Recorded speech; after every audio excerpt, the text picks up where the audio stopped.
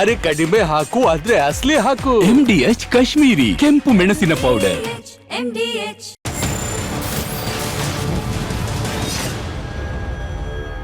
ಬೆಂಗಳೂರಿನ ಬೇಗೂರು ಸ್ಫೋಟ ಪ್ರಕರಣಕ್ಕೆ ಮೆಗಾ ಟ್ವಿಸ್ಟ್ ಸಿಗ್ತಾ ಇದೆ. ಅಕ್ರಮ ಬಾಂಗ್ಲಾದೇಶಿಗಳ ಮತ್ತೊಂದು ಮಹಾ ಕಳ್ಳಾಟ ಬಯಲಾಗಿದೆ. ರಿಪಬ್ಲಿಕ್ ಕನ್ನಡ ಕ್ಯಾಮ್ರಾದಲ್ಲಿ ನೆಲದಲ್ಲಿ ಹೂತಿಟ್ಟ ಸಿಲಿಂಡರ್ ದೃಶ್ಯ ಸೆರೆಯಾಗಿದೆ. ರಿಪಬ್ಲಿಕ್ ಕನ್ನಡದ ಕ್ಯಾಮ್ರಾದಲ್ಲಿ ಬಾಂಗ್ಲಾದೇಶದಿಂದ ಅಕ್ರಮವಾಗಿ ಬಂದು ಇಲ್ಲಿ ಅಕ್ರಮವಾಗಿ ನೆಲೆಸಿ ಇಲ್ಲಿ ಅಕ್ರಮ ಚಟುವಟಿಕೆಯನ್ನು ಮಾಡೋದ್ರ ಜೊತೆಗೆ ನೆಲದಲ್ಲಿ ಹೂತಿಟ್ಟ ಸಿಲಿಂಡರ್ ದೃಶ್ಯ ಸೆರೆಯಾಗಿದೆ. ಬೇಗೂರಿನಲ್ಲಿ ಗ್ಯಾಸ್ ಸಿಲಿಂಡರ್ ಹೂತು ಹಾಕಿದ್ದ ಅಕ್ರಮ ವಲಸಿಗರು ಅಕ್ರಮವಾಗಿ ಗ್ಯಾಸ್ ರೀಫಿಲ್ಲಿಂಗ್ನಿಂದಾಗಿ ದಗ ಬೆಂಕಿ ಹೊತ್ತಿ ಉರಿತಾ ಇದೆ ಅನ್ನುವಂಥ ಅನುಮಾನ. ಹೂತಿಟ್ಟ ಸಿಲಿಂಡರ್ ಸ್ಫೋಟದಿಂದಲೇ ಅಗ್ನಿ ದುರಂತ ಸಂಭವಿಸಿದೆ. ಸ್ಫೋಟದ ತೀವ್ರತೆಗೆ ಹೂತಿಟ್ಟಿದ್ದ ಸಿಲಿಂಡರ್ ಛಿದ್ರವಾಗಿದೆ.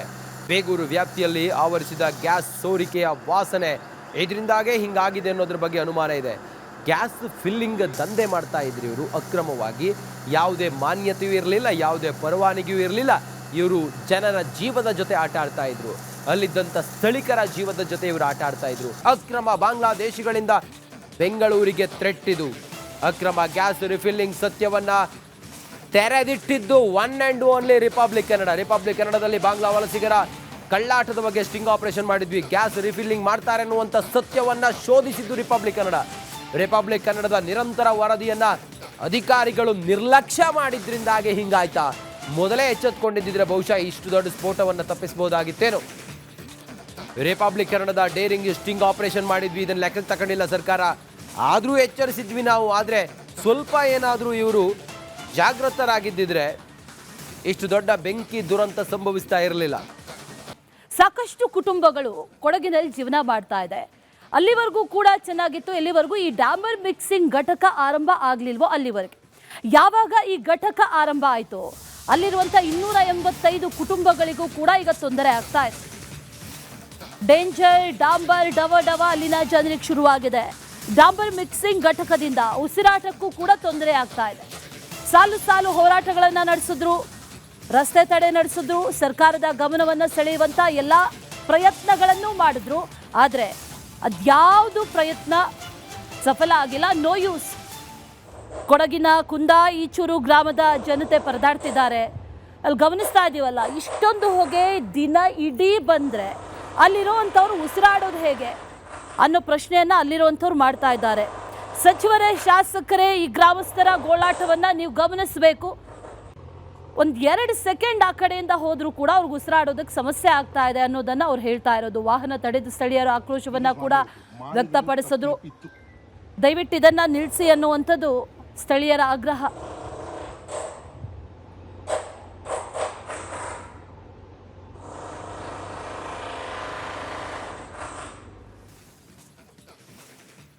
ಎರಡು ವರ್ಷ ಆಯಿತು ಈ ಡಾಂಬರ್ ಮಿಕ್ಸಿಂಗ್ ಘಟಕ ಆರಂಭ ಆಗಿ. 2 ವರ್ಷದಿಂದಲೂ ಕೂಡ ನಿರಂತರವಾಗಿ ಪ್ರತಿಭಟನೆಗಳು ನಡೀತಾ ಇದೆ.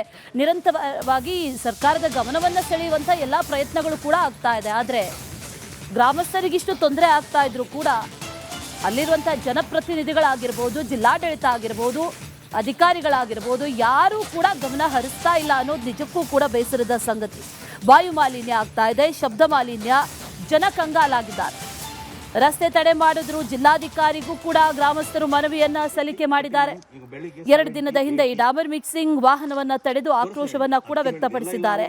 ಸ್ಥಳಕ್ಕೆ ಶಾಸಕ ಎಸ್ ಪೊನ್ನಣ್ಣ ಭೇಟಿ ನೀಡಿ ಆನಂತರ ಪರಿಶೀಲನೆ ನಡೆಸಿದ್ರು. ಗ್ರಾಮದಲ್ಲಿ 285 ಕುಟುಂಬ ಇದೆ.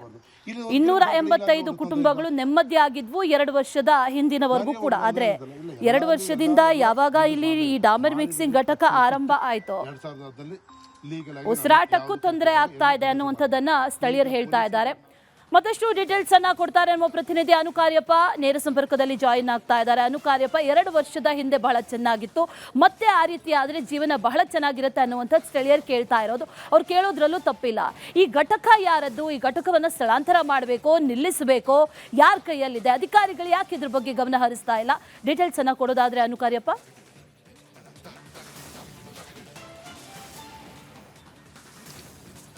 ಅಶ್ವಿನಿ, ಇದು ಕೊಡಗು ಜಿಲ್ಲೆ ಪೊನ್ನಂಪೇಟೆ ತಾಲೂಕಿನ ಹಾತೂರು ಗ್ರಾಮ ಪಂಚಾಯತ್ ವ್ಯಾಪ್ತಿ ಬರುತ್ತೆ. ಕುಂದ ಈಚೂರು ಗ್ರಾಮ. ಸುಮಾರು 285 ಕುಟುಂಬಗಳು ಇಲ್ಲಿ ವಾಸ ಮಾಡ್ತಿರುವಂಥದ್ದು. ಇದು 2021ರಿಂದ ಆರಂಭವಾಗಿದೆ ಅಂತ ಹೇಳುವಂಥದ್ದು ಮಾಹಿತಿ ಕೊಟ್ಟಿದ್ದಾರೆ. ಈಗ ನಾವು ಅದೇ ಗ್ರಾಮದಲ್ಲಿ ಇದ್ದೀವಿ. ಗ್ರಾಮಸ್ಥರೆಲ್ಲ ಇಲ್ಲಿ ಸೇರಿದ್ದಾರೆ. ಘಟಕ ಏನಿದೆ, 3 ಘಟಕ ಇದೆ. ಒಂದು ಡಾಂಬರ್ ಮಿಕ್ಸಿಂಗ್ ಘಟಕ 3 ಮತ್ತು ಸಿಮೆಂಟ್ ಮಿಕ್ಸಿಂಗ್ ಘಟಕ ಒಂದು ಒಟ್ಟು 4 ಘಟಕ ಇರುವಂಥದ್ದು. ಅಕ್ಕಪಕ್ಕದಲ್ಲಿ ಇರುವಂಥದ್ದು ಅಲ್ಲಿ ನೆಟ್ವರ್ಕ್ ಇಶ್ಯೂ ಇದೆ ಅಂತ ಹೇಳಿ ಗ್ರಾಮಸ್ಥರು ಮತ್ತೊಂದು ಕಡೆ ಅಲ್ಲೇ ಸೇರಿದ್ದಾರೆ. ಗ್ರಾಮಸ್ಥರೇ ಅದರ ಬಗ್ಗೆ ಹೇಳ್ತಾರೆ ಏನೇನು ಸಮಸ್ಯೆ ಆಗ್ತಿದೆ ಅಂತ ಹೇಳುವಂಥದ್ದು. ಯಾಕೆಂದರೆ ದಿನನಿತ್ಯ ಇಲ್ಲಿ ಸಾಕಷ್ಟು ಜನರಿಗೆ ಸಮಸ್ಯೆ ಆಗ್ತಿದೆ. ಶಬ್ದ ಮಾಲಿನ್ಯ ಆಗ್ತಿದೆ, ವಾಯು ಮಾಲಿನ್ಯ ಆಗ್ತಿದೆ, ಜೀವನ ಮಾಡಲಿಕ್ಕೆ ಸಾಧ್ಯ ಆಗ್ತಿಲ್ಲ ಅಂತ ಹೇಳುವಂಥದ್ದು. ದಿನ ಇದು ಡಸ್ಟ್ ಬರುತ್ತೆ. ಮತ್ತು ಇಲ್ಲಿ ಶಾಲೆಗಳಿದೆ, 3 ಶಾಲೆಗಳಿದೆ. ಶಾಲಾ ವಿದ್ಯಾರ್ಥಿಗಳಿಗೂ ಕೂಡ ತೊಂದರೆ ಆಗುತ್ತೆ ಅಂತ ಹೇಳುವಂಥದ್ದು. ಮತ್ತು ಇಲ್ಲಿ ಗ್ರಾಮಸ್ಥರು ಸೇರಿದ್ದಾರೆ. ಅವರನ್ನು ಮಾತಾಡ್ತೀನಿ ಯಾವ ರೀತಿ ಅವರಿಗೆ ಸಮಸ್ಯೆ ಆಗ್ತಿದೆ ಅಂತ ಹೇಳುವಂಥದ್ದು. ಸರ್, ಎಷ್ಟು ವರ್ಷದಿಂದ ಈ ಸಮಸ್ಯೆ ಇದೆ, ಯಾವ ರೀತಿ ಈಗ ನಿಮ್ಗೆ ಸಮಸ್ಯೆ ಆಗ್ತಿದೆ ಅಂತ ಹೇಳಿ ಸರ್. ಸುಮಾರು 10ರಿಂದ 11 ವರ್ಷದಿಂದ ಈ ತಾರ್ ಪ್ಲಾಂಟ್ ನಡೀತಾ ಇದೆ. ಸ್ಟಾರ್ಟಿಂಗಲ್ಲಿ ನಡೀತಾ ಇರಬೇಕಾದ್ರೆ ನಮಗೂ ಅದ್ರ ಬಗ್ಗೆ ಅಷ್ಟು ಐಡಿಯಾ ಇರಲಿಲ್ಲ. ಮತ್ತು ಅವರು ತುಂಬ ಕಡಿಮೆ ಪ್ರಮಾಣದಲ್ಲಿ ತಾರ್ ಮಿಕ್ಸಿಂಗ್ ಮಾಡ್ತಾ ಇದ್ದಿದ್ದರಿಂದ ನಮಗೂ ಆರೋಗ್ಯದ ಮೇಲೆ ಅಷ್ಟೊಂದು ಹಾನಿ ಇರಲಿಲ್ಲ. ನಮ್ಗೆ ಗೊತ್ತಾಗ್ತಾ ಇರಲಿಲ್ಲ. ಇತ್ತು, ಆದರೆ ನಮ್ಗೆ ಗೊತ್ತಾಗ್ತಾ ಇರಲಿಲ್ಲ. ಈಗ ಬಂದು ಸಿಕ್ಕಾಬಟ್ಟೆ ಅವ್ರದ್ದು ಇದು ಜಾಸ್ತಿ ಆಗಿದೆ. ಜಾಸ್ತಿ ಅಂತೇಳಿದರೆ ಅವ್ರದ್ದು ಕ್ವಾಂಟಿಟಿ ಸಿಕ್ಕಾಬಟ್ಟೆ 10-12 ಲಾರಿಗಳನ್ನ ಒಂದೊಂದು ದಿನಕ್ಕೆ ಟ್ರಕ್.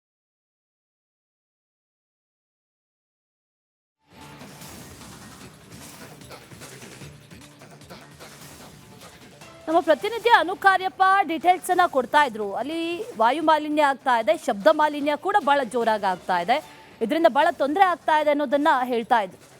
ಅಲ್ಲಿನ ಸ್ಥಳೀಯರು ಕೂಡ ಮಾತಾಡ್ತಿದ್ದಾರೆ ನೋಡಿ.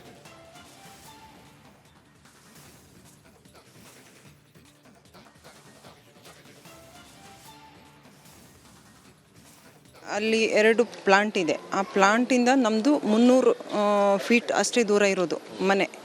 ಒಂದು 10-15 ಮನೆಗಳಿವೆ. ಎಲ್ಲ ಮನೆಯಲ್ಲೂ 1-2 ಪೇಷಂಟ್ಸ್ ಇದೆ. Respiratory problems, lungs problems, sneezing ಎಲ್ಲ ಥರದ್ದು ಪ್ರಾಬ್ಲಮ್ಸ್ ಇದೆ. ನಮಗೆ ಈ ಪ್ರಾಬ್ಲಮ್ಸ್ ಗೊತ್ತಾಗಿದೆ. ನಮಗೆ ಇದು ಸಿಮ್ಟಮ್ಸ್ ಬರುವಾಗ ನಾವು ಡಾಕ್ಟರ್ ಹತ್ರ ಹೋಗುವಾಗ ಡಾಕ್ಟರ್ಸ್ ನೀವು ಪ್ರಿಕ್ ಟೆಸ್ಟ್ ಮಾಡಿಸಿ ಇದು ಯಾವುದರಿಂದ ಅಲರ್ಜಿ ಬರ್ತಾ ಇರೋದು ನಮಗೆ ನೋಡಬೇಕು ಅಂತ ಹೇಳುವಾಗ ಇದು ಡಸ್ಟ್ ಅಲರ್ಜಿ ಅಂತ. ನಮ್ಮ ಅಂಥ ಏರಿಯಾದಲ್ಲಿ ಡಸ್ಟ್ ಎಲ್ಲಿಂದ ಬರ್ತದೆ ಸರ್? ಇವಾಗ ಕಳೆದ 2021 ಈ ಕಡೆಗೆ 3 ತಾರ್ ಪ್ಲಾಂಟ್ಗಳು, ಒಂದು NBN, ಒಂದು KKU ಮತ್ತು ಒಂದು VVT, ಈ 3 ಪ್ಲಾಂಟ್ಗಳು ತುಂಬ ಕಾಮಗಾರಿ ಇರೋದ್ರಿಂದ ಅವರು ಕೆಲಸ ಮಾಡ್ತಾ ಇದ್ದಾರೆ. ಅದರಿಂದ ಉಂಟಾಗುತ್ತಿರೋ ಪೊಲ್ಯೂಷನ್, ವಾಯು ಮಾಲಿನ್ಯ ಆಗಲಿ, ಶಬ್ದ ಮಾಲಿನ್ಯವಾಗಿರಲಿ, ಇನ್ನೂ ಥರದ ನೀರಿನಲ್ಲಿ ಆಗ್ತಿರೋ ಸಮಸ್ಯೆ, ಇವ್ರು ಮಾಡ್ತಿರೋಂಥ ಕೆಲಸದಿಂದ ನಮ್ಮ ಊರಿನಲ್ಲಿ 285 ಕುಟುಂಬಗಳಿದ್ದು 280 ಕುಟುಂಬದಲ್ಲಿ ಒಂದು 200ರಿಂದ 250 ಕುಟುಂಬಗಳಿಗೆ ಭಾರಿ ತೊಂದರೆ ಆಗ್ತಾ ಇದೆ. ಇದನ್ನು ಮೇಲ್ಪಟ್ಟ ಎಲ್ಲ ಅಧಿಕಾರಿಗಳಿಗೆ ಏನೆಲ್ಲ ವಿಷಯ ಮುಟ್ಟಿಸಬೇಕೆಲ್ಲ ಮುಟ್ಟಿಸಿದ್ದೀವಿ. ನ್ಯಾಯಾಲಯದ ಮೆಟ್ಟಿಲೇರಿದ್ದೀವಿ. ಎಲ್ಲ ಥರದ ಪ್ರಯತ್ನ ಮಾಡಿದರು. ಗ್ರಾಮ ಸಭೆಯಲ್ಲಿ ಎಲ್ಲರ ಮುಂದೆ ನಾವು PDO ಅವರು ಎಲ್ಲ ಸೇರಿ ಸೈನ್ ಹಾಕಿ ಒಪ್ಪಂದ ಮಾಡಿದ್ದು 24 ಜೂನ್ವರೆಗೆ. ಅದರ ಒಳಗೆ ನಮ್ಮ ಗ್ರಾಮ ಪಂಚಾಯಿತಿಯವರು ನಮ್ಮ ಗ್ರಾಮಕ್ಕೆ ಮೋಸ ಮಾಡಿದ್ದಾರೆ. ಅದರ ಒಳಗೆ ಮತ್ತೆ 23ರಲ್ಲಿ ಸಿಮೆಂಟ್ ಮಿಕ್ಸರ್ ಪ್ಲ್ಯಾಂಟಿಗೆ ಅವರು ಕೊಟ್ಟಿದ್ದಾರೆ. ಅದು ಯಾರನ್ನೂ ಗಮನಕ್ಕೆ ತಂದಿಲ್ಲ. ಅಲ್ಲಿ ದೊಡ್ಡ ದೊಡ್ಡ ಮಿಷಿನ್ ಬಂದು ಫಿಟ್ ಆಗೋಗೆ ನಮಗೆ ಗೊತ್ತಾಗಿರೋದು. ನಾವು ಮತ್ತೆ ಪ್ರತಿಭಟನೆ ಮಾಡುವಾಗ ಇದು 24ಕ್ಕೆ ಜೂನ್ಗೆ ಕ್ಲೋಸ್ ಆಗ್ತದೆ ಅಂತ ಹೇಳಿದ್ದಾರೆ. ಇದಕ್ಕೆ ದೊಡ್ಡ ದೊಡ್ಡ ಪ್ರಭಾವಿ ಮುಖಂಡರ ಕೈವಾಡ ಇದೆ ಇದಕ್ಕೆ ಖಂಡಿತವಾಗಿಯೂ. ಈಗ ಅವರು ಅದಕ್ಕೆ ಸಪ್ರೇಟ್ ಏನು ಪೊಲ್ಯೂಷನ್ ಬೋರ್ಡ್ ಅಂತ ತಗೊಂಡಿಲ್ಲ. ಈ ತಾರ್ ಪ್ಲ್ಯಾಂಟ್ ಸಬ್ಬಲ್ಲೇ ಅದನ್ನು ನಡೆಸ್ತಿದ್ದಾರೆ ಅವರು. ಎಲ್ಲ ನಿಯಮನೂ ಉಲ್ಲಂಘನೆ. 3 ಶಾಲೆ ಇದೆ, 3 ಶಾಲೆ 1.5 ಕಿಲೋಮೀಟ್ರ್ ರೇಡಿಯಸಲ್ಲಿ 3 ಶಾಲೆ ಇದೆ. ಅದನ್ನು ಮತ್ತು ಅಲ್ಲಿ ಬಸವೇಶ್ವರ ಕಾಲೋನಿ ಇದೆ. ಅದು ಎಲ್ಲ ಮಕ್ಕಳಿಗೂ ಎಲ್ಲರಿಗೂ ತೊಂದರೆ ಆಗ್ತಾ ಉಂಟು. ದೊಡ್ಡ ದೊಡ್ಡ ಗಾಡಿ ಬರ್ತದೆ, ಎಲ್ಲ ಫೋಟೋ ಉಂಟು ನೋಡಿ. ಗ್ರಾಮ ಸಭೆಯಲ್ಲಿ ಎಲ್ಲರ ಮುಂದೆ ನಾವು PDO ಅವರು ಎಲ್ಲ ಸೇರಿ ಸೈನ್ ಹಾಕಿ ಅಲ್ಲಿರುವಂಥ ಸ್ಥಳೀಯರು ಮಾತಾಡೋದನ್ನ ಗಮನಿಸ್ತಾ ಇದ್ವಿ. ಈ ಡಾಂಬರ್ ಘಟಕ ಯಾವಾಗಿಂದ ಆರಂಭ ಆಯಿತು ಆವಾಗಿನಿಂದಲೂ ಕೂಡ ಉಸಿರುಗಟ್ಟಿಸ್ತಾ ಇದೆ. ಅನೇಕ ಬಾರಿ ನಾವು ಪ್ರತಿಭಟನೆಗಳನ್ನು ಮಾಡಿದ್ವಿ, ಸಾಲು ಪ್ರತಿಭಟನೆಗಳನ್ನು ಮಾಡಿದ್ವಿ, ಅಧಿಕಾರಿಗಳಿಗೆ ಹೇಳಿದ್ವಿ. ಜೊತೆಗೆ ಜಿಲ್ಲಾಧಿಕಾರಿಗೂ ಕೂಡ ಈಗಾಗಲೇ ಮನವಿಯನ್ನು ಕೂಡ ಮಾಡಿದ್ದೇವೆ ಅನ್ನುವಂಥದ್ದನ್ನು.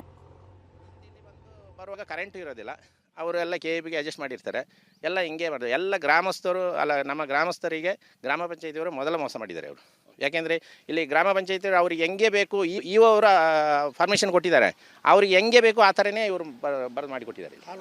ಈಗ ಜಿಲ್ಲಾಧಿಕಾರಿಗಳು ಮೊನ್ನೆ ಭೇಟಿ ಮಾಡಿದ್ದಾರೆ. ಜಿಲ್ಲಾಧಿಕಾರಿ ಏನು ಹೇಳಿದ್ರು? ಜಿಲ್ಲಾಧಿಕಾರಿ ಅವರು ದೊಡ್ಡ ಏನೋ ಇಂಟ್ರೆಸ್ಟ್ ತೆಗೆದಿಲ್ಲ. ಅವರು ಹೇಳ್ತಿದ್ದಾರೆ ನಮಗೆ ನೋಡುವ ಒಂದು 3 ದಿನ ಕಳೆದ ಮೇಲೆ ನಾವು ಎಲ್ಲ ಅಧಿಕಾರಿಯವ್ರನ್ನ ಕರೆದು ಮಾತಾಡಿ ನಿಮಗೆ ತಿಳಿಸ್ತೀವಿ ಅಂತ ಹೇಳಿದ್ದಾರೆ. ಮೇಡಮ್ ಬನ್ನಿ, ಮಕ್ಕಳಿಗೆಲ್ಲ ಯಾವ ರೀತಿ ಸಮಸ್ಯೆ ಆಗ್ತಿದೆ, ಇದರಿಂದ ನೀವು ಆರೋಗ್ಯದ ಮೇಲೆ ಯಾವ ರೀತಿ ತೊಂದರೆ ಆಗ್ತಿದೆ ಅಂತ ಹೇಳಿ ನೀವು ಹೇಳಿ. ಮಾತಾಡಿ ಸರ್ ತುಂಬ ಅದು ನಾವು ಮೊನ್ನೆ ಎಲ್ಲ ತುಂಬ ಸಮಸ್ಯೆ ಆಗ್ತಿದೆ ಸರ್. ಅವರಿಗೆ ಬ್ರೀದಿಂಗ್ ಪ್ರಾಬ್ಲಮ್ ಇದೆ, ಸ್ಕಿನ್ ಎಲರ್ಜಿ ಇದೆ, ಡಸ್ಟ್ ಎಲರ್ಜಿ ಇದೆ, ಲಂಗ್ ಪ್ರಾಬ್ಲಮ್, ರೆಸ್ಪಿರೇಟರಿ ಪ್ರಾಬ್ಲಮ್ ಎಲ್ಲ ಪ್ರಾಬ್ಲಮ್ ಇದೆ ಸರ್. ಹಾಗಾಗಿ ಇದಕ್ಕಾಗಿ ನಾವು ಹೋರಾಡ್ತಾ ಇರೋದು. ಅವನು ಬೇಕಾದ್ರೆ ಬಂದ್ಬಿಟ್ಟು ಅಲ್ಲಿ ಕಾಫಿ ಪ್ಲಾಂಟೇಶನ್ ಮಾಡಿದ್ರೆ ನಮಗೆ ಯಾವ ಅಬ್ಜೆಕ್ಷನ್ ಇಲ್ಲ. ಅವನು ಬೇಕಾದ್ರೆ ಒಳ್ಳೆ ಥರದಲ್ಲಿ ಮಾಡಲಿ ಸರ್. ನಾವು ನಿಮ್ಮ ಟಿವಿ ಮುಖಾಂತರ ನಾವು ಎಲೆಕ್ಟೆಡ್ ಮೆಂಬರ್ಸಿಗೆ ಕೇಳೋದು ಏನು ಅಂತ ಹೇಳಿದರೆ, ಸರ್ ನಾವು ನಮ್ಮ ಮನೆಯಲ್ಲಿ ಒಂದು ನಾಯಿ ಸಾಕ್ತೀವಿ, ಅದಕ್ಕೆ ಅನ್ನ ಕೊಡ್ತೀವಿ, ಅದು ಯಾರಾದರೂ ಕಳ್ಳ ಬಂದರೆ ಅದು ಬೊಗಳ್ತದೆ. ಅದೇ ಈ ಎಲೆಕ್ಟೆಡ್ ಮೆಂಬರ್ಸ್ ಇದ್ದಾರಲ್ಲ, ಓಟ್ ಕೇಳುವಾಗ ನಾವು ಅವರಿಗೆ ಓಟ್ ಹಾಕಿ ಗೆಲ್ಸ್ತೀವಿ. ಅವ್ರು ಹೇಗೆ ಸರ್ ಈ ದುಷ್ಟರು, ಈ ಗೂಂಡಗಳು, ಈ ಭ್ರಷ್ಟರು ಊರೊಳಗಡೆ ಬರುವಾಗ ನಮ್ಮನ್ನ ಯಾಕೆ ಸರ್ ಬೊಗಳು ಬಿಟ್ಟು ಎಚ್ಚರಿಸಲಿಲ್ಲ? ಅವ್ರು ಏಕೆ ಬೊಗಳಲಿಲ್ಲ? ಈ ಎಲೆಕ್ಟೆಡ್ ಮೆಂಬರ್ಸ್ಗಳು ಅವ್ರು ಹಾಕೋ ಬಿಸ್ಕೆಟ್ನ ಇವರು ತಿಂದುಕೊಂಡು ಕೂತಿದ್ದಾರೆ. ಯಾಕೆ ಗ್ರಾಮ ಪಂಚಾಯತಿಯಲ್ಲಿ ಅವರು ಪರ್ಮಿಷನ್ ಕೊಟ್ಟಿದ್ದಾರೆ ನಮಗೆ ಹೇಳದೆ? ಎಲೆಕ್ಟೆಡ್ ಮೆಂಬರ್ಸ್ಗಳು ಇದಕ್ಕೆ ಮೇನ್ ರೀಸನ್. ಇನ್ನು ನೆಕ್ಸ್ಟ್ ಟೈಮ್ ಅವ್ರು ಏನಾದರೂ ಓಟ್ ಕೇಳ್ಕೊಂಡು ನಮ್ಮ ಊರಿಗೆ ಕಾಲಿಟ್ರೆ ನಾವು ಬಡ್ದು ಓಡಿಸ್ತೀವಿ, ಗ್ಯಾರಂಟಿ. ಸಪೋರ್ಟ್ ಇದ್ದೀರಾ ಬಡ್ದು ಓಡಿಸ್ಲಿಕ್ಕೆ? ಬಾಯ್ಕಟ್ ಮಾಡೇ ಮಾಡ್ತೀವಿ. ಇದಕ್ಕೆ ಮೇನ್ ರೀಸನ್ ಪೊಲ್ಯೂಷನ್ ಬೋರ್ಡ್ ಅವರು ಕರಪ್ಟ್ ಆಗಿದ್ದಾರೆ, ನಮ್ಮ ಪಂಚಾಯತಿ ಅವರು ಕರಪ್ಟ್ ಆಗಿದ್ದಾರೆ. ಆಮೇಲೆ ಇನ್ಯಾರು ಇದು ಕೊಟ್ಟಿದ್ದು ಹೇಳಿ ಮೇಡಮ್, ನಿಮಗೆ ಯಾವ ಮಕ್ಕಳು? ಇದಕ್ಕೆ ಮೇನ್ ಎಲೆಕ್ಟೆಡ್ ಮೆಂಬರ್ಸ್. ನಮ್ಮಮ್ಮ ಆಟ ಆಡೋಕ್ಕೆ ಬಿಡಲ್ಲ. ನಾನು ಆಟ ಆಡೋದು ಇಲ್ಲ, ಮನೇಲೇ ಇರೋದು. ನನಗೆ ಓಡಬೇಕು, ಸೈಕಲಿಂಗ್ ಮಾಡಬೇಕು, ಅದನ್ನೇನು ಬಿಡೋದಲ್ಲ ನನಗೆ ಮಾಡಬೇಕೆ. ಹಾಸ್ಪಿಟಲ್ ಓಡಬೇಕು ಜಾಸ್ತಿ. ಡಸ್ಟ್ ಅಲರ್ಜಿ ಆಗಿದೆ. ಇವನಿಗೂ ಹಂಗೆ ಆಟ ಆಡೋಕ್ಕೆ ಬಿಡಲ್ಲ. ನಾವು ಓದ್ಕೊಂಡೇ ಇರಬೇಕು ಯಾವಾಗಲೂ. ಅಲ್ಲಿ ಆ ಮಕ್ಕಳನ್ನ ಕೇಳಿ. ಇಲ್ಲ ನಾನು ಬೇಡ, ಮಕ್ಕಳು. ನನ್ನ ಹೆಸರು ಕಾವ್ಯ, ನಾನು ಇಲ್ಲಿಯ ನಿವಾಸಿ. ನವೆಂಬರ್ನಿಂದ ನನಗೆ ಮನೆಯ ಹೊರಗಡೆ ಹೋಗಿ ಸೈಕಲ್ ಹೊಡೆಯೋದು ಅಥವಾ ಆಟ ಆಡೋದು ಸಾಧ್ಯವಾಗುತ್ತಿಲ್ಲ, ಏಕೆಂದರೆ ಉಸಿರಾಡೋದು ತುಂಬ ಕಷ್ಟವಾಗುತ್ತದೆ. ಭೀಕರವಾದ ಹೊಗೆಯ ವಾಸನೆಯನ್ನು ತಡೆಯೋದಾಗದೆ ನಾನು ಮನೆಯೊಳಗಡೆ 106 ಫಿಲ್ಟರ್ ಹಾಕ್ಕೊಂಡು ಡೋರ್ ಮುಚ್ಚಿ, ವಿಂಡೋ ಎಲ್ಲ ಮುಚ್ಚಿ ಕೂತಿದ್ದೀನಿ. ಸಾಕಾಗಿದೆ. ಸರ್ಕಾರದವರು ದಯವಿಟ್ಟು ಇದನ್ನು ನಿಲ್ಲಿಸಿ. ನಾನು ತಾರಿಕಾ ಸಂಗಮತಿ, ನಾನು ಇಲ್ಲಿಯ ನಿವಾಸಿನಿ. ನಾನು ಬೆಳಗ್ಗೆ 5 ಗಂಟೆಗೆ ಎದ್ದೇಳ್ಬಿಟ್ಟು ಯೋಗ, ಎಕ್ಸಸೈಸ್, ಜಾಗಿಂಗ್ ಎಲ್ಲ ಮಾಡ್ತೀನಿ. ಈಗ ಏನು ಮಾಡೋಕ್ಕಾಗಲ್ಲ. ತಾರ್ ಪ್ಲ್ಯಾಂಟ್ ಬೆಳಗ್ಗೆ 5 ಗಂಟೆಗೆ ಓಪನ್ ಆಗುತ್ತದೆ. ನಮಗೆ ತಾರ್ ಪ್ಲ್ಯಾಂಟ್ ಹೊಗೆನೇ ಬರೋದು. ಮತ್ತು ನಮಗೆ ಉಸಿರಾಡೋಕ್ಕಾಗಲ್ಲ. ಸಾಯಂಕಾಲ ಸ್ಕೂಲಿಂದ ಬಂದುಬಿಟ್ಟು ಸೈಕಲ್ ಆಡೋಕ್ಕಾಗಲ್ಲ. ರೋಡ್ ಸೈಡಲ್ಲಿ ವಾಕ್ ಮಾಡೋಕ್ಕಾಗಲ್ಲ. ಮತ್ತು ನಾವು ಯಾವಾಗಲೂ ವಿಂಡೋ, ಡೋರ್, ಬಾಗಿಲೆಲ್ಲ ಹಾಕ್ಕೊಂಡಿರಬೇಕು. ಸರ್ಕಾರಿಯವರು ದಯವಿಟ್ಟು ಇದನ್ನ ನಿಲ್ಲಿಸಿ.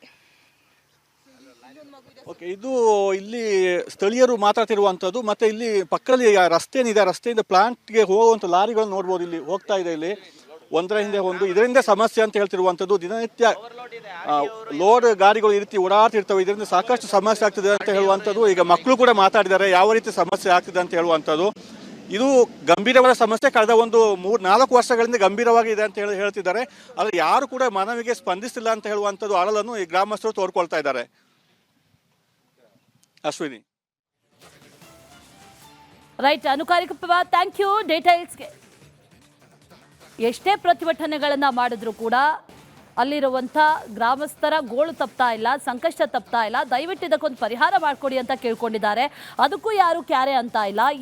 ಈ ಕುಂದ ಮತ್ತು ಈಚೂರು ಗ್ರಾಮದ ಪರಿಸ್ಥಿತಿ ನಿಜಕ್ಕೂ ಕೂಡ ದೇವರಿಗೆ ಪ್ರೀತಿ. ಅಷ್ಟೊಂದು ಹೊಗೆ ಬರ್ತಾ ಇದೆ, ಉಸಿರಾಡೋಕ್ಕಾಗ್ತಾ ಇಲ್ಲ, ಮಕ್ಕಳು ಓದೋದಕ್ಕೂ ಆಗ್ತಾ ಇಲ್ಲ, ಹೊರಗಡೆ ಹೋಗೋದಕ್ಕಾಗ್ತಾ ಇಲ್ಲ.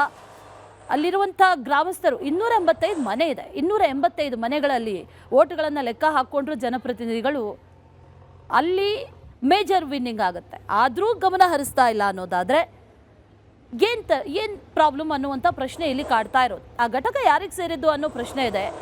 ಈ ಡಾಮರ್ ಘಟಕ ಇತ್ತೀಚೆಗೆ ಓಪನ್ ಆಗಿದ್ದು ಅನ್ನೋದನ್ನು ಕೂಡ ಸ್ಥಳೀಯರು ಹೇಳ್ತಾ ಇದ್ದಾರೆ.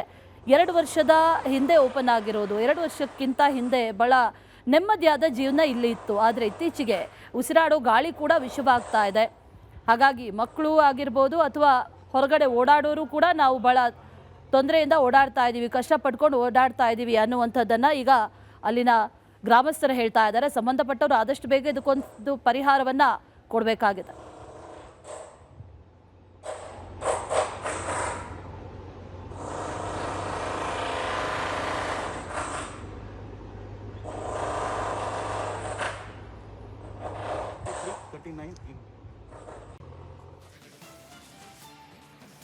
ಕೇಂದ್ರದ ಈ ಜಿ ರಾಮ್ಜಿ ಯೋಜನೆಯ ವಿರುದ್ಧ ಈಗ ಕಾಂಗ್ರೆಸ್ ಸರ್ಕಾರ ಕೆರಳಿ ಕೆಂಡವಾಗಿದೆ. ಈಗಾಗಲೇ ಇರುವಂಥ ಒಂದಷ್ಟು ಯೋಜನೆಗಳನ್ನು ಕೈಬಿಟ್ಟು ಹಂತ ಹಂತವಾಗಿ ಅದನ್ನು ಬಿಟ್ಟು ಈ ಜಿರಾಮ್ಜಿ ಯೋಜನೆಯನ್ನು ತರ್ತಾ ಇರೋದ್ರ ಬಗ್ಗೆಯೂ ಕೂಡ ಕಾಂಗ್ರೆಸ್ ಒಂದಷ್ಟು ಆಕ್ಷೇಪವನ್ನು ವ್ಯಕ್ತಪಡಿಸಿದೆ.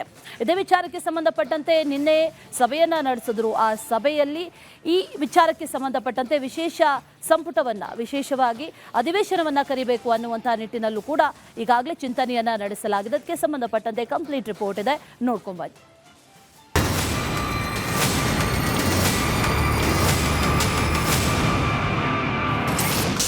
ಬಿಬಿಜಿ ರಾಮ್ಜಿ ಯೋಜನೆ ವಿರುದ್ಧ ಹೋರಾಟ.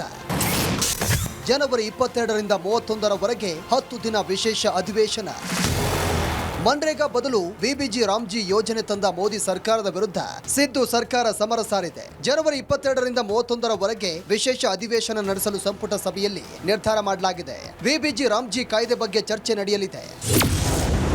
ಪಂಚಾಯತ್ಗಳ ಹಕ್ಕನ್ನು ಕಿತ್ತುಕೊಳ್ಳುವ ಈ ಯೋಜನೆಯ ವಿರುದ್ಧ ಪಂಚಾಯತ್ ಮತ್ತು ತಮಿಳುನಾಡು ಸರ್ಕಾರಗಳು ಈಗಾಗಲೇ ಧ್ವನಿ ಎತ್ತಿವೆ. ಈ ಹಿಂದೆ ಕೇಂದ್ರ ಸರ್ಕಾರ 100% ಹಣ ಕೊಡ್ತಿತ್ತು. ಆದರೆ ಈಗ 40% ಹಣವನ್ನ ರಾಜ್ಯವೇ ಕೊಡಬೇಕು. ಕೆಲಸದ ಹಕ್ಕು ಉಲ್ಲಂಘನೆ ಮತ್ತು ಕಾರ್ಮಿಕರ ಶೋಷಣೆ ಭೀತಿ ಇದೆ. ಗ್ರಾಮ ಸ್ವರಾಜ್ಯ ಕಾಯ್ದೆಯ ಆಶಯಕ್ಕೆ ವಿರುದ್ಧವಾದ ನಡೆ ಅಂತ ಸರ್ಕಾರ ಹೇಳ್ತಾ ಇದೆ.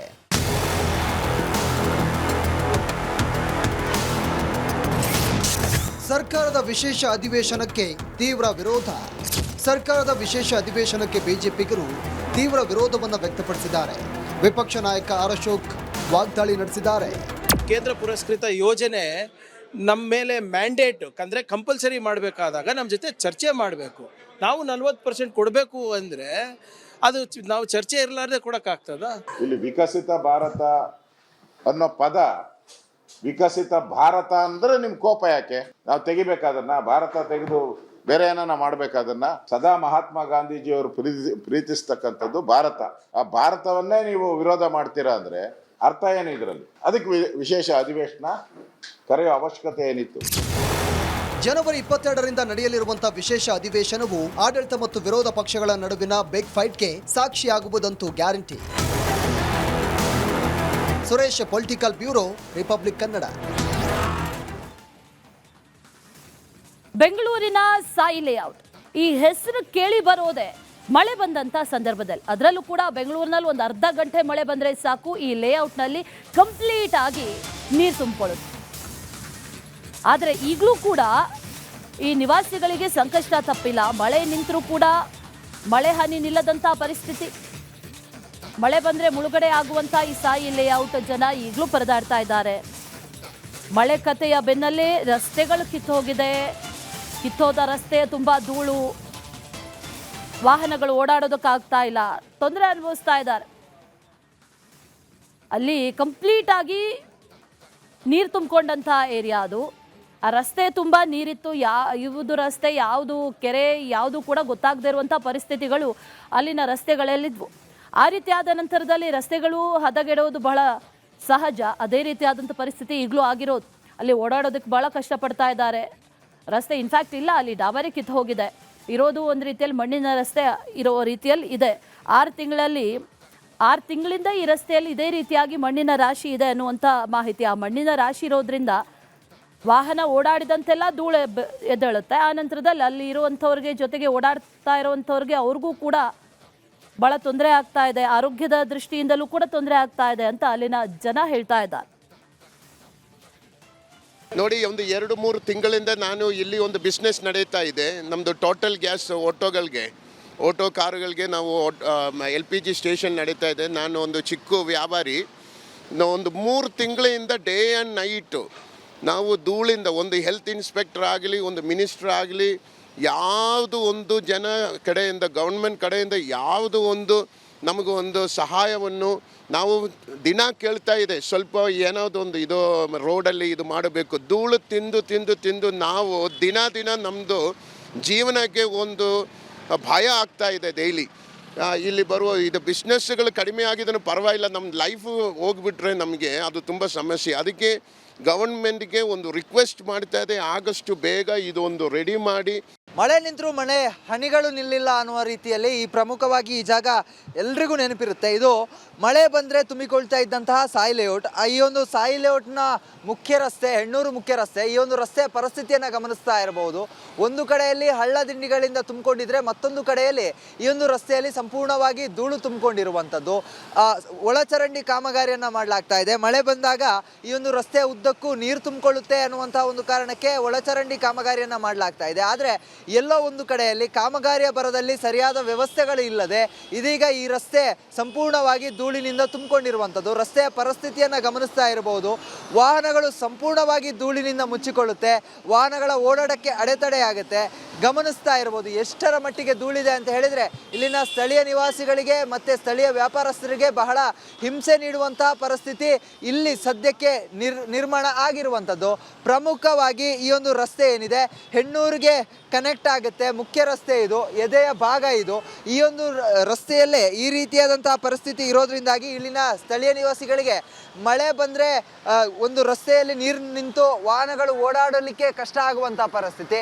ಮತ್ತೊಂದು ಕಡೆಯಲ್ಲಿ ಬೇಸಿಗೆ ಕಾಲದಲ್ಲಿ ಈ ರೀತಿಯಾದಂತಹ ಧೂಳು, ಚಳಿಗಾಲದಲ್ಲಿ ಈ ರೀತಿಯಾದಂತಹ ಧೂಳಿನಿಂದಾಗಿ ಇಲ್ಲಿನ ನಿವಾಸಿಗಳು ಬೇಸತ್ತು ಹೋಗಿರುವಂಥದ್ದು. ಇದರ ಜೊತೆಗೆ ವಾಹನ ಸವಾರರು ಕೂಡ ಬೇಸತ್ತು ಹೋಗಿರುವಂಥದ್ದು. ಪ್ರಮುಖವಾಗಿ 1.5 ಕಿಲೋಮೀಟರ್ನಷ್ಟು ಉದ್ದಕ್ಕೂ ಕೂಡ ಯಥಾಸ್ಥಿತಿಯಾದ ರೋಡ್ ಇದೆ, ಹಳ್ಳ ದಿಣ್ಣಿಗಳಿದೆ. ಅದರ ಜೊತೆಗೆ ಸಾಕಷ್ಟು ಧೂಳೆದ್ದೇಳುತ್ತೆ. ಇದರಿಂದಾಗಿ ಆರೋಗ್ಯದ ಸಮಸ್ಯೆ ಆಗಿರಬಹುದು, ಕಣ್ಣಿಗೆ ಧೂಳುಗಳು ಹೋಗೋದಾಗಿರ್ಬೋದು, ಮತ್ತು ಒಂದಿಷ್ಟು ರಸ್ತೆ ತೀರ ತೆಳುವಾಗಿರೋದ್ರಿಂದಾಗಿ ಮಣ್ಣುಗಳು ತುಂಬಿಕೊಂಡಿರೋದ್ರಿಂದಾಗಿ ಅಪಘಾತಗಳು ಕೂಡ ಆಗ್ತಾ ಇದೆ. ಹೀಗಾಗಿ ಆದಷ್ಟು ಬೇಗ ಈ ಒಂದು ಕಾಮಗಾರಿಯನ್ನು ಸಂಪೂರ್ಣಗೊಳಿಸಿ ಆದಷ್ಟು ಬೇಗ ಈ ಕಾಮಗಾರಿಯನ್ನು ಮುಗಿಸಿಕೊಡಿ ಅಂತ ಹೇಳಿ ಇಲ್ಲಿನ ಸ್ಥಳೀಯ ನಿವಾಸಿಗಳು ಕೂಡ ಮನವಿಯನ್ನು ಮಾಡ್ತಾ ಇದ್ದಾರೆ. ಒಟ್ಟಿನಲ್ಲಿ ರಸ್ತೆಯ ಪರಿಸ್ಥಿತಿ ಇಷ್ಟ ಆಗಿದ್ರೂ ಕೂಡ ಇದಕ್ಕೆ ಸಂಬಂಧಪಟ್ಟಂಥ ಅಧಿಕಾರಿಗಳು ಯಾವುದೇ ರೀತಿಯಾದಂಥ ಕ್ರಮವನ್ನು ತೆಗೆದುಕೊಳ್ತಾ ಇಲ್ಲ. ಪ್ರಮುಖವಾಗಿ ಏನೋ ನೀರು ತುಂಬಿಕೊಂಡಿತ್ತು ಸಾಯಿ ಲೇಔಟ್ನಲ್ಲಿ. ಆ ಒಂದು ಸಂದರ್ಭದಲ್ಲಿ ಅಧಿಕಾರಿಗಳು ಬಂದು ವೀಕ್ಷಣೆಯನ್ನು ಮಾಡುವಂಥ ಕೆಲಸವನ್ನು ಮಾಡಿದರು. ಮತ್ತು ಇದೀಗ ಈ ರಸ್ತೆ ಸಂಪೂರ್ಣವಾಗಿ ಧೂಳಿನಿಂದ ತುಂಬಿ ತುಳ್ಕೊಳ್ತಾ ಇರುವಂಥದ್ದು. ಇದರಿಂದಾಗಿ ಆದಷ್ಟು ಬೇಗ ರಸ್ತೆಯ ಕಾಮಗಾರಿಯನ್ನು ಪೂರ್ಣಗೊಳಿಸಿ ರಸ್ತೆಯನ್ನು ಕೊಡಿ ಅಂತ ಹೇಳಿ ಇಲ್ಲಿನ ನಿವಾಸಿಗಳು ಅಧಿಕಾರಿಗಳಿಗೆ ಮನವಿಯನ್ನು ಮಾಡ್ತಾ ಇರುವಂಥದ್ದು. ಕ್ಯಾಮ್ರಾ ಪರ್ಸನ್ ಲೋಹಿತ್ ಜೊತೆಗೆ ಚರಣ್, ರಿಪಬ್ಲಿಕ್ ಕನ್ನಡ, ಬೆಂಗಳೂರು. ಬೆಂಗಳೂರಿನಲ್ಲಿ ಈ ಆಪರೇಷನ್ ಬುಲ್ಡೋಸರ್ ಮುಂದುವರೆದಿದೆ. ಕೋಗಿಲು ಲೇಔಟ್ ಆಯಿತು, ಆ ನಂತರದಲ್ಲಿ ತಣಿಸಂದ್ರ ಆಯಿತು, ಈಗ ಚಂದ್ರ ಲೇಔಟ್ ಸರತಿ. ಇಲ್ಲೂ ಕೂಡ ಒಂದಷ್ಟು ಅಕ್ರಮ ಶೆಡ್ಗಳಿದ್ವು. ಅಕ್ರಮ ಶೆಡ್ಗಳನ್ನು ನಿರ್ಮಾಣ ಮಾಡಿಕೊಂಡಿದ್ರು. ಆ ಶೆಡ್ಗಳನ್ನು ಈಗ ತೆರವುಗೊಳಿಸಿದ್ದಾರೆ. ತಣಿಸಂದ್ರ ಬೆನ್ನಲ್ಲೇ ಬಿಡಿಎಯಿಂದ ಆಪರೇಷನ್ ಡೆಮಾಲಿಷನ್.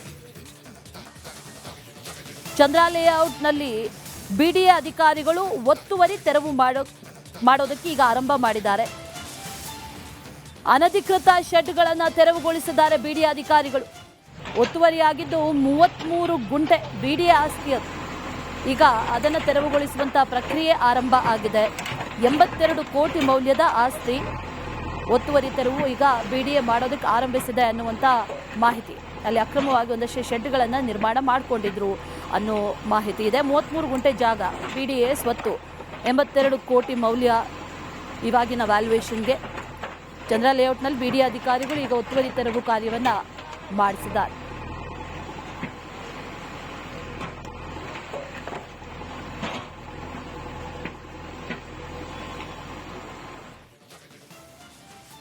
SBI ಬ್ಯಾಂಕ್ನಲ್ಲಿ ಮಹಾ ದೋಖಾ ನಡೀತಾ ಅನ್ನುವಂಥ ಒಂದು ಪ್ರಶ್ನೆ ಕಾಡ್ತಾ ಇರೋದು.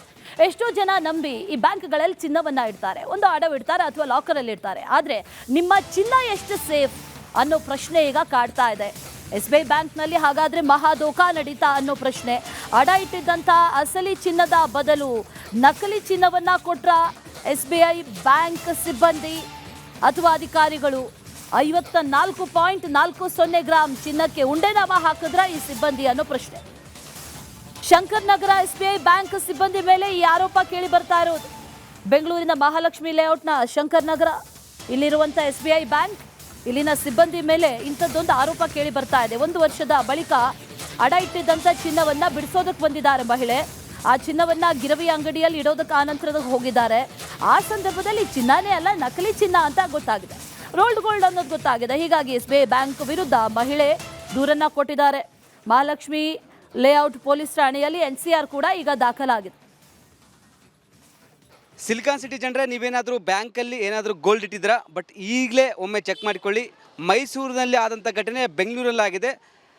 ಮಹಾಲಕ್ಷ್ಮಿ ಲೇಔಟಿನ SBI ಬ್ಯಾಂಕ್ ಇದೀಗ ನಕಲಿ ಚಿನ್ನ ಕೊಟ್ಟಿದೆ ಎಂಬ ಆರೋಪ. ಯಾಕಂದರೆ ಇವರು 1 ವರ್ಷ ಹಿಂದೆ ಸುಮಾರು 54 ಗ್ರಾಮು ಒಂದು ಕಡೆ ಬ್ಯಾಂಕಲ್ಲಿ ಇಟ್ಟಿರ್ತಾರೆ. ಬಟ್ ಎಲ್ಲ ಕ್ಲಿಯರ್ ಮಾಡಿ ಈ ಒಂದು ಚಿನ್ನದ ಸರವನ್ನು ತೆಗೆದುಕೊಂಡಿದ್ದಾರೆ. ಬಟ್ ಇದು ನಕಲಿ ಆಗಿದೆ. ಇದು ನಕಲಿ. ಒಂದು ಕಡೆ ಚಿನ್ನದ ಅಂಗಡಿ ಹೋಗಿ ಚೆಕ್ ಮಾಡಿದಾಗ ನಕಲಿ ಅಂತ ಒಂದು ಕಡೆ ಗೊತ್ತಾಗಿದೆ. ಹೀಗಾಗಿ ಒಂದು ಕಡೆ ಈಗ FIR ಆಗಿದೆ, ಒಂದು ಕಡೆ NCR ಆಗಿದೆ ಮಹಾಲಕ್ಷ್ಮಿ ಲೇಔಟ್ ಪೊಲೀಸ್ ಠಾಣೆಯಲ್ಲಿ. ಇಲ್ಲಿ ಗ್ರಾಹಕರಿದ್ದಾರೆ, ಏನಾಯಿತು ಘಟನೆ ಅಂತ ವಿಚಾರಿಸ್ತೀನಿ.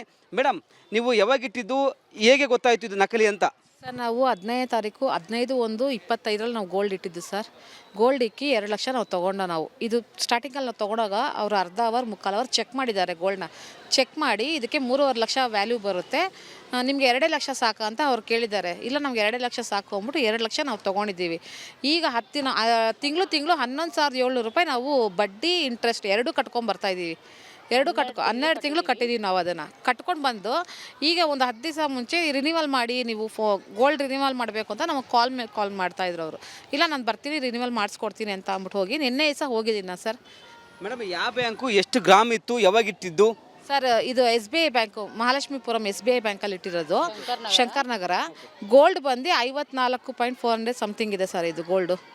ಇವಾಗ ಕೊಟ್ಟಾಗ ನಮಗೆ ಇದು ನಕಲಿ ಅಂತ ಗೊತ್ತಾಗಿದೆ ಇದು. ಓಕೆ ಮೇಡಮ್, ಹಾಗಾದ್ರೆ ಇದು ನಕಲಿ. ಹೌದು ಸರ್. ಒರಿಜಿನಲ್ ಯಾವುದು ಕೊಟ್ಟಿದ್ದಾರೆ? ಸರ್, ಇದು ಒರಿಜಿನಲ್ ಪೆಂಡ್ ಡಾಲರ್ ಮಾತ್ರ ಒರಿಜಿನಲ್ ಅಷ್ಟೇ ಕೊಟ್ಟಿದ್ದಾರೆ. ಇದು ನಕಲಿ ಕೊಟ್ಟಿದ್ದಾರೆ. ನಿಮಗೆ ಹೆಂಗೆ ಗೊತ್ತಾಯಿತು ಇದು ನಕಲಿ ಅಂತ? ಹೇಗೆ? ಇದು ನಾವು ಇಮಿಡಿಯೇಟ್ ಬಿಡಿಸಿ 10 ನಿಮಿಷಕ್ಕೆ ನಾವು ಗೋಲ್ಡ್ ಇನ್ನೊಂದು ಅಂಗಡಿಗೆ ಹೋಗಿದ್ದೀವಿ, ಮರ್ಜ್ ಮಾಡೋಣ ಅಂತ ಅಂದ್ಬಿಟ್ಟು 3.5 ಲಕ್ಷಗೆ ನಾವು ಇಡಬೇಕು ಅಂತ ಹೋಗಿದ್ದೀವಿ. ಅವರು ಇಲ್ಲ, ಇದು ನಕಲಿ ಇದು ಅಂತ ಇಮಿಡಿಯೇಟ್ ಹೇಳಿದ ತಕ್ಷಣ ನಾವು ಇಮಿಡಿಯೇಟ್ ಮತ್ತೆ ಬ್ಯಾಂಕಿಗೆ ಬಂದಿದ್ದೀವಿ. ಬ್ಯಾಂಕಿಗೆ ಬಂದಿದ ತಕ್ಷಣ ಅವರು ನಮ್ಗೆ ಕರೆಕ್ಟಾಗಿ ರೆಸ್ಪಾನ್ಸ್ ಮಾಡಿಲ್ಲ. ಅವರು ಮ್ಯಾನೇಜರ್ ಬರಬೇಕು, ಎಲ್ಲರೂ ಬರಬೇಕು ಅಂತ ಅಂದರು. ಸರಿ, ವೆಯ್ಟ್ ಮಾಡಿಸಿದ್ದಾರೆ. ಇಲ್ಲಾಂದ್ರೆ ನಾವು ಮಧ್ಯಾಹ್ನ ಬಂದು ನಾವು ಕಂಪ್ಲೇಂಟ್ ಮಾಡ್ತಾಯಿದ್ದೆವು ಪೊಲೀಸ್ ಸ್ಟೇಷನಲ್ಲಿ. ಅವ್ರು ನಮಗೆ ಮ್ಯಾನೇಜರ್ ಬಂದು ನಾವು ಇದಕ್ಕೆ ಇಲ್ಲೇ ಕ್ಲಿಯರ್ ಮಾಡ್ಕೊಳ್ಳೋಣ ಅಂತ ಮಾತಾಡಿ ನಮ್ಮ ಹತ್ರ ನೈಟ್ 6 ಗಂಟೆ ಅಲ್ಲೇ ಕೂರಿಸಿದ್ದಾರೆ ಸರ್. ಬ್ಯಾಂಕಲ್ಲೇ ಕೂರಿಸ್ಬಿಟ್ಟು ನಾವು 6 ಗಂಟೆಗೆ ಆಮೇಲೆ ಸ್ಟೇಷನಿಂದ ಇನ್ಸ್ಪೆಕ್ಟರ್ ಇವ್ರನ್ನ ಕರೆಸಿದ್ದಾರೆ. ಈ ಥರ ಹಿಂಗೆ ಜನ ಬಂದು ಗಲಾಟೆ ಮಾಡ್ತಾ ಇದ್ದಾರೆ ಅಂತ. ಅವಾಗ ಬಂದು ನಾವು ಕಂಪ್ಲೇಂಟ್ ಮಾಡಿದ್ದೀವಿ ಸರ್, ಈ ಥರ ಹಿಂಗೆ ಪ್ರಾಬ್ಲಮ್ ಆಗಿದೆ ನಮಗೆ. ಕಂಪ್ಲೇಂಟ್ ಮಾಡಿದ್ದು ಮಹಾಲಕ್ಷ್ಮಿ ಲೇಔಟ್ ಪೊಲೀಸ್ ಸ್ಟೇಷನಲ್ಲಿ ಕಂಪ್ಲೇಂಟ್. ಪೊಲೀಸರು ಏನಂದ್ರೆ ಈಗ? ಸರ್, ಇವಾಗ ತನಿಖೆ ನಡೆಯೋಕ್ಕೆ ಸ್ಟಾರ್ಟ್ ಮಾಡಿಸಿದ್ದಾರೆ ಸರ್ ನಮಗೆ. ಓಕೆ, ಯಾರೆಲ್ಲ ಹೋಗಿದ್ದು ಮೇಡಮ್ ಅವತ್ತು ಇಡುವಾಗ? ನೀವು ಇಡ್ಬೇಕಾದ್ರೆ ನಾನು ನಮ್ಮ ಅಕ್ಕ ಇಬ್ಬರು ಹೋಗಿದ್ದೆ ಸರ್. ನಾವು ಇಬ್ಬರೇ ಹೋಗಿದ್ದು. ಈ ಮ್ಯಾನೇಜರ್ ಏನಂತಾರೆ? ದೇಶಾದ್ಯಂತ ಇವತ್ತು ಸಂಕ್ರಾಂತಿ ಹಬ್ಬದ ಸಂಭ್ರಮ ಸಡಗರ. ಇನ್ನು ಮೋದಿ ನಿವಾಸದಲ್ಲೂ ಕೂಡ ಈ ಸಂಕ್ರಾಂತಿ ಹಬ್ಬವನ್ನ ಬಹಳ ಜೋರಾಗಿ ಆಚರಿಸ್ತಾ ಇದ್ದಾರೆ. ಅಲ್ಲೂ ಕೂಡ ಸಂಭ್ರಮ. ಅಲ್ಲಿ ಬಹಳ ವಿಶೇಷವಾಗಿ ಮೋದಿ ಬಹಳ ಪ್ರೀತಿಯಿಂದ ಸಾಕ್ತಾ ಇರುವಂತಹ ಈ ಪುಂಗನೂರು ಹಸುಗಳಿಗೆ ಮೇವು ತಿನ್ನಿಸಿದ್ದಾರೆ ಮೋದಿ. ಕರುಗಳ ಮೈದಡವಿ ಆರೈಕೆ ಮಾಡಿದ್ದಾರೆ ಪ್ರಧಾನಿ. ಆ ಮೂಲಕ ಸಂಕ್ರಾಂತಿಯನ್ನ ಬರಮಾಡಿಕೊಂಡಿದ್ದಾರೆ.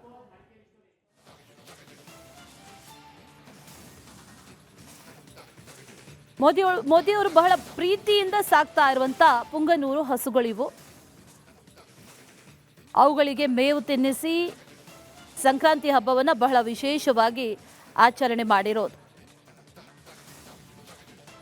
ವಿಶ್ವದ ಅತ್ಯಂತ ಚಿಕ್ಕ ಹಸು ಅನ್ನುವಂಥ ಕೀರ್ತಿಗೆ ಪಾತ್ರ ಆಗಿರುವಂಥ ಪುಂಗನೂರು ಹಸು ಮೋದಿಯವರು ಕೂಡ ಒಂದಷ್ಟು ವರ್ಷಗಳಿಂದ ಇದನ್ನು ಸಾಕ್ತಾ ಇದ್ದಾರೆ. ಈ ಬಾರಿಯ ಸಂಕ್ರಾಂತಿ ಆ ಪುಂಗನೂರು ಹಸುಗಳ ಜೊತೆ ಆಚರಿಸಿಕೊಂಡಿದ್ದಾರೆ.